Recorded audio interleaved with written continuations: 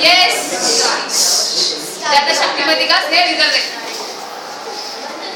नमस्कार, आज हम आप सबके सामने जो नाट्य प्रस्तुत करने जा रहे हैं वह पहले के जमाने के लोगों के विचार और आज के जमाने के लोगों के विचार में जो परिवर्तन है वह उसका एक नमूना है।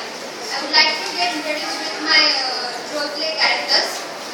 Myself as narrator, Chandra as Bhakt and various characters, Rohit as various characters and as Bhakt, Aniket as Yug Purush Baba and other characters, Siddharth as Siddheshwar Baba and Vaibhav as Kripeshwar Baba and Chitra as Gita.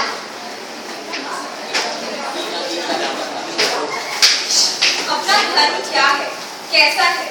पहले जमाने में धर्म को समझाने वाले युग पुरुष कैसे हुआ करते थे, क्या संदेश देते थे हम लोगों को, उन्होंने क्या क्या योगदान दिए समाज के विकास में, उन्नति में, और लोगों के मन से तो वास्तविक दुर्भावनाएं भी उन्होंने निकाली। सीन 1, अनिकेत युग पुरुष।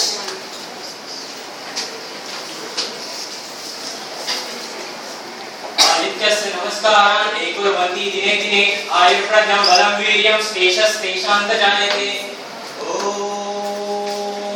सहना भवतु सहनौ भुनक्तु सह वीर्यं करवावहै तेजस्विनावधीतमस्तु मा विद्विषावहै। ॐ शान्ति शान्ति शान्तिः।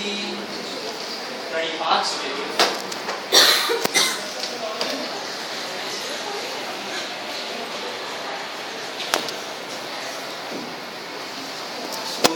आओ विराज। पुत्र मैं आपके असंतोष का कारण जान सकता हूँ? महाराज मेरे बेटे मेरे सुनते रहे महाराज, आप ही समस्या का हल बताओ महाराज। पुत्र चिंता ना, हम माँ बाप अपने बच्चों को देना तो चाहते हैं संपूर्ण विश्व का सुख, बट देते हैं अपनी ही पीढ़ियों की संपत्ति। हर माँ बाप अपने बच्चों को, अपनी संतानों को इस दुनिया में लाते हैं, उनको संस्कार देते हैं, तो उनको उनके भविष्य की चिंता नहीं होगी। हम माँ बाप के संस्कार तो बड़े अच्छे करते हैं, बट हमने कभी सोचा है संस्कार से बढ़कर कोई चीज है वो है चरित्र निर्मित। हमने कभी उनके भविष्य की चिंता में इतने व्यस्त रहते हैं कि उनकी भविष्य निर्माण के ऊपर हमने कभी सोचा ही नहीं। जो माँ बाप, अधिकतर माँ बाप अपने बच्चों के भविष्य की चिंता को लेकर अस्वस्थ रहते हैं और उनके संतानों को भविष्य में कोई लाभ नहीं होता।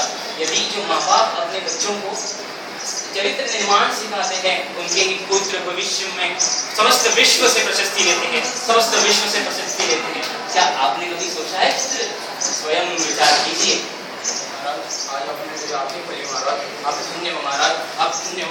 कल्याण पुत्र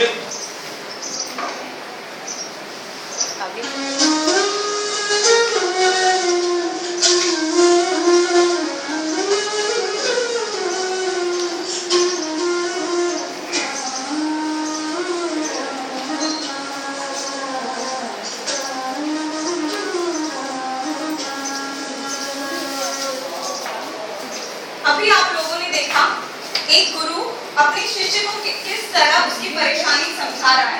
उस वक्त की परेशानियां भी अलग होती थी और उनके आचार विचार, आचरण, उनके बोलने का ढंग सब कुछ अलग होता था। आइए अब देखते हैं अब के जमाने में क्या होता है। जैसे कि आप सबने देखा, युगों युगों से हमारे जीवन में अर्चना, श्रद्धा, धर्म, इन सब आस्था, इन सब का अनमोल स्थान रहा है। और इसी हमारी कमजोरी का आज के युग में बाबा कैसा फायदा उठाते हैं, यह हम आपको इस दृश्य द्वारा बताना चाहते हैं।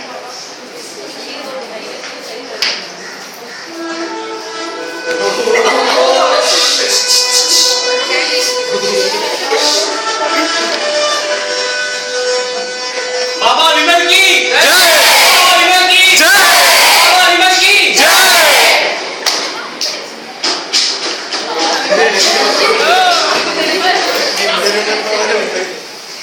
अब तो अपने प्रश्न पूछो। बाबा मेरे पेपर अच्छे नहीं जाते बाबा।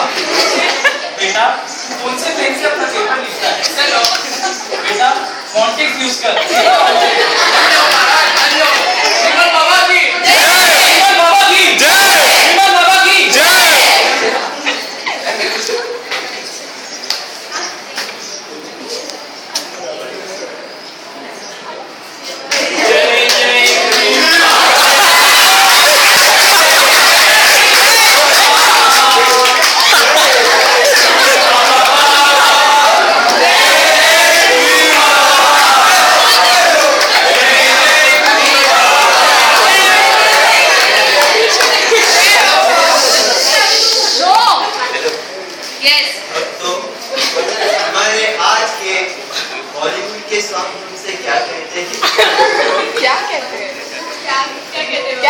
कहते हो, हो अब तुम ही हो, मेरी जिंदगी अब तुम ही हो।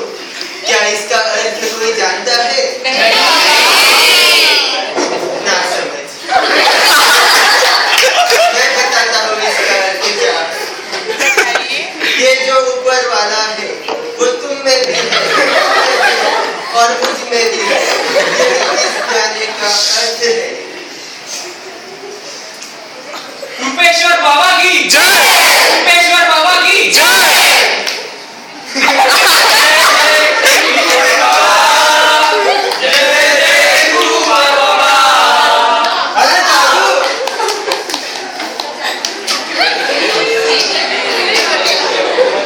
पापा का सिंहासन 1 लाख में, पापा का सिंहासन 1 लाख में। 1 लाख में।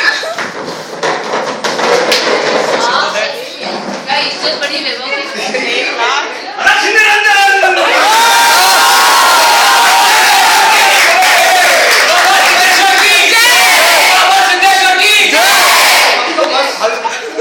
चुप रहो, लेक्चर चल रहे हैं। तुम्हारी क्या समस्या? बाबा बाबा कृष्ण जी का मंदिर चल देखो रहा है लेक्चर बाबा। चल रहा है और डिस्टर्बेंस हो रहा है, समझने की कोशिश करो। मंदिर चल रहा है। हाँ बाबा। रुको। ये तिजोरी में डालो और सिर्फ इसका ध्यान रखना और बेटा धीरे बोलो ना, बोलो अच्छा नहीं ध्यान देना, समझे? धन्य हो महाराज, धन्य हो। सिद्धेश्वर बाबा की जय। सिद्धेश्वर बाबा की जय। अभी ठीक है, पापा ने वो लोग आ गए देखने के लिए बच्चे, अभी क्षमता आ जाएगी और मुझे नहीं चलेगा। ये तीनों बाबा देखो पकड़ तो क्यों दरवाजा खोल रही है? अच्छा माता आई है। Oh my God, आज का कलेक्शन है। मैं कहीं लेट तो नहीं हो गई? अरे कहा क्या? अरे वो क्या है, मेरा ब्यूटी पार्लर का अपॉइंटमेंट था। मैंने मैनिक्योर और पेडिक्योर करा, देखो अपने नेल्स कितने अच्छे लग रहे हैं ना। वैसे आपका कलेक्शन कितना हुआ था? 10 लाख रुपए। 10 लाख रुपए? अच्छी बात है। वैसे मैंने सुना तुम्हारा हाउसफुल बहुत अच्छा जा रहा है। आने दो, ना थमने दो, आवक आने ही दो, आने ही दो। नेल्स दिखाई आवक। धर्म के नाम पे अधर्म की दुकानें करा दियो। शर्म नहीं आती तुम्हें? चुप कर तुम। चुप कर मूर्ख। Oh my God. क्या हमारी ताकतों का अंदाज नहीं है? तू हम कितना लड़के भी रख देंगे। तू कितना भी कह दे, ये मनुष्य हमारे द्वार आते ही है। कल भी आते थे, आज भी आएंगे और हमेशा आते रहेंगे। नरक में भी ये आने और कभी नहीं, गॉड कैसे फियरिंग चलेगी people है। महाराज? आपने पहले ही वहाँ पे एडवांस बुकिंग जो कर ली है। बैठिए सिद्धेश्वर महाराज, बैठिए। ये मनुष्य मूर्ख है। महाराज आपके कर्मों की फला आपको जरूर मिलेगी। Thank you. आपको जरूर भगवान आपकी कर्मों की शिक्षा आपको जरूर देगा और इसी जन्म में देगा। याद रखिए महाराज।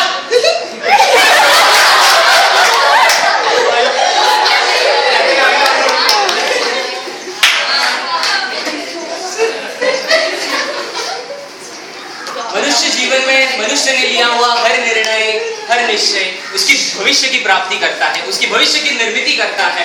क्या हमने आज लिया हुआ कोई भी निर्णय यदि हमारे दूसरों का उपदेश नहीं है, यदि ऐसा है तो हमने हमारा निर्माण किया हुआ भविष्य ये दूसरों का फल है। भिन्न भिन्न व्यक्ति एक ही स्थिति में भिन्न भिन्न विचार करता है, इसीलिए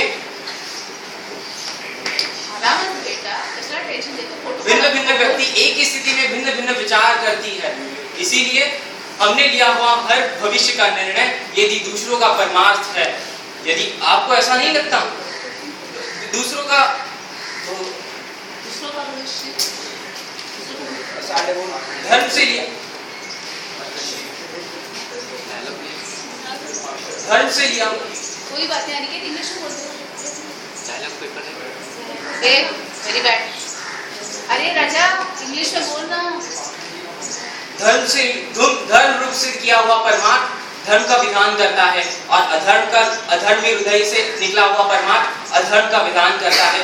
यदि हमें अगर धर्म रूपी परमार्थ लेना है तो हमारे खुद के मन में धर्म की स्थापना करना बहुत जरूरी है पुत्रों, बहुत जरूरी है। यदि हमारे मन में धर्म को इतनी भी स्थान नहीं कि हम ही पापा ने अपना धर्म कर सके, बताओ कौन बता रहे? क्या हमारे पूर्वजों में गलतियां की थी धर्म के लिए हमेशा त्याग करने वाले पितामह भीष्म उर्फ देवव्रत ने अपने धर्म के लिए इतने बलिदान दिए थे, क्या वो गलत थे? नहीं। क्या आज इस समाज में स्त्री की रक्षा करने के लिए कोई अर्जुन आगे आता है? नहीं। उस टाइम पे द्रौपदी की रक्षा के लिए अर्जुन ने पूरे महाभारत उठाई थी। आज कोई अर्जुन इस समाज में जिंदा है? आप इस प्रश्न का उत्तर दे सकते हो मुझे? इन पाखंडियों को कौन सा अधिकार होता है जो हमारे स्त्रियों के साथ खेलते हैं, हमारे स्त्रियों के साथ गैरवर्तन करते हैं? क्या हम इसका प्रश्न को उत्तर इनके पास है? नहीं है। तो कौन पूछेगा? हमारे मन में धर्म की स्थापना करो, उत्तर अपने आप मिलेगा बालकों, अपने आप मिलेगा। आज हम इसके द्वार के जाते हैं, इनके तिजोरियां भरते हैं, हमको क्या प्राप्त होता है? धर्म की प्राप्ति होती है। ये हमें क्या धर्म सिखाएंगे? इनको खुद को धर्म का पता नहीं। ए बाबा सिद्धेश्वर, इनके सामने मैंने 4 वक्त क्या बोले? ये तो मुझे मारने चले आए। दुखेश्वनु उद्विग्नमनः सुखेषु विगतस्पृहः वितराग भय क्रोधः स्थितसिर मुनिरुज्यते। अध्याय 2 श्लोक 56वां। जो मनुष्य सुख और दुख इस समान अवस्था है, क्रोध और भय से मुक्त है, वही सिद्ध पुरुष कहलाता है, ना कि ये पाखंडी लोग। याद रखिए, हमें इनके द्वार नहीं जाना चाहिए और नहीं ही जाना चाहिए।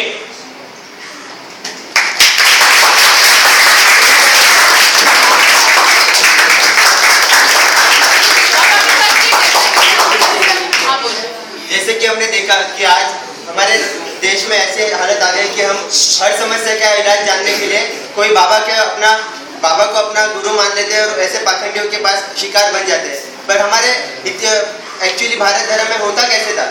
हमारे भारत धर्म में जितने भी हमें बातें सिखाई गई है, जितने भी चीज़ें सिखाई गई है, अगर इंडियन मैनेजमेंट थॉट प्रैक्टिसेस से रिलेटेड किया जाए, हमें सिखाया गया है डिटैचमेंट होना चाहिए, इक्वानिमिटी होनी चाहिए। तो उसका अर्थ क्या था? जैसे अगर एग्जाम्पल लिया जाए, भगवान हमारे क्या लगते हैं? माता पिता, बराबर।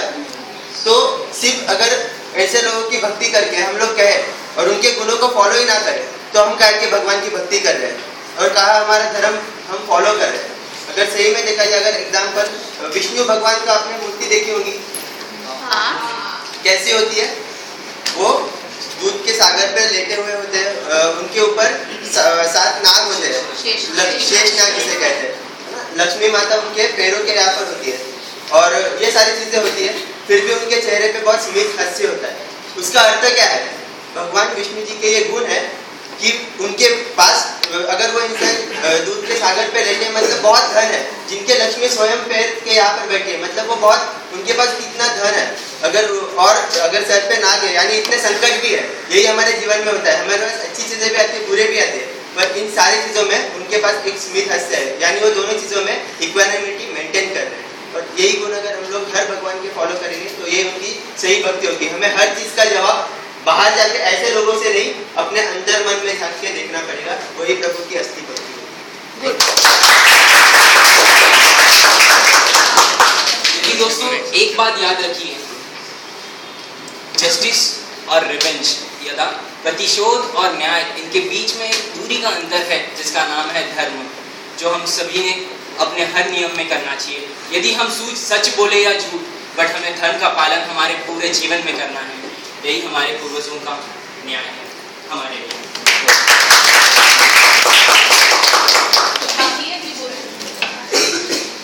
In your presentation, only one person is lacking somewhere, that is Chitra. Reason is very simple. जो अभी तक के presentations में मैंने पूजा को शायद उनके presentation में बोला था, the role. Here I am sitting to give you internal marks on my subject. So whenever you think, see, अभी just पहले तुम लोगों ने निकेत केस में देखा, नो डाउट इन दैट उन बच्चों ने रोल प्ले भी किया, पर स्लाइड में रखा हुआ जो भी था, हर एक ने इंडिविजुअल अपना प्ले भी किया, साथ में बोला है। हर एक जन उसमें इन्वॉल्व था, एक भी बच्चा ऐसा नहीं था जो उसमें इन्वॉल्व नहीं था। मैंने देखा कीर्तना के ग्रुप में इतने सारे लोग थे, पर जिसने गड़बड़ किया मैंने उनका नाम बराबर माइनस में लिखा हुआ। तुम्हारे इसमें चित्रा को कोई रोल ही नहीं था। She just come, she say hi hello, that's it. At least मुझे ऐसा लग रहा था लास्ट के अंदर, ये मेरा सजेशन, एट द लास्ट अगर तुम धार्मिक लीडरशिप को इसमें डाल देते थे, व्हाट शुड बी द धार्मिक लीडरशिप, व्हाट आर